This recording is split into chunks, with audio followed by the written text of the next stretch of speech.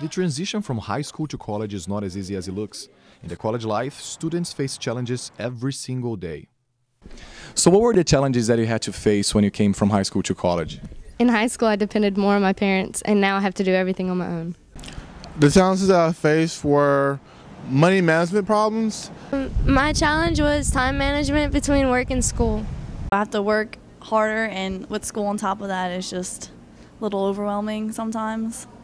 My challenge was scheduling my classes and following a certain curriculum because I was used in high school, people would do it for me.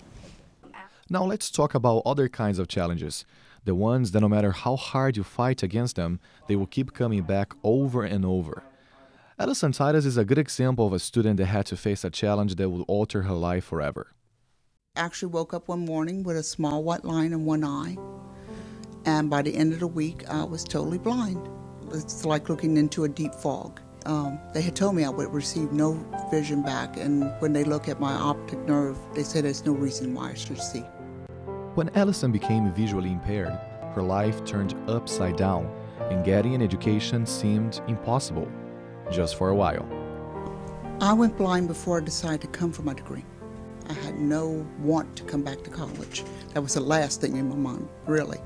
But my counselor sat here and said, no, you're going back to college. And she pushed me and directed me, and the college has been so helpful. It's made it really an easy transition. The ODS, Office of Disability Services, AUL, was created especially for students like Alison, students that kick those challenges away and live a normal college life.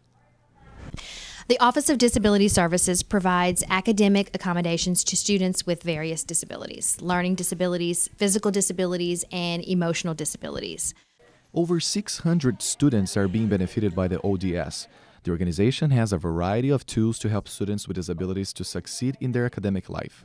What we do when a student presents themselves to us with a disability is we'll review their medical documentation, which is a requirement. We'll sit with the student individually and talk about their disability and how that disability impacts them personally. Then we will come up with a list of reasonable accommodations that will help them to be successful or to help them actually to survive in the college environment. We often have students who need extra time and take the tests in the conference center, so that's the main thing that we see, or note takers as well, but it generally runs pretty smoothly. So I think it really does help them to a certain extent.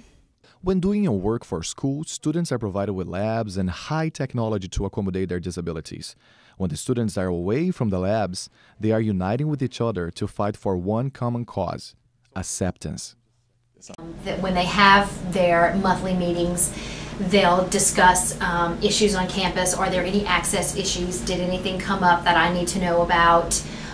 That sort of thing. So they'll bring issues to my attention all the time. I've met a lot of people with what I like to call abilities, who are very strong and determined. Determination's a lot of it. And I have met a lot of people with abilities through the Beacon Club and through Delta Alpha Pi and through the ODS office, and I'm very blessed to know them.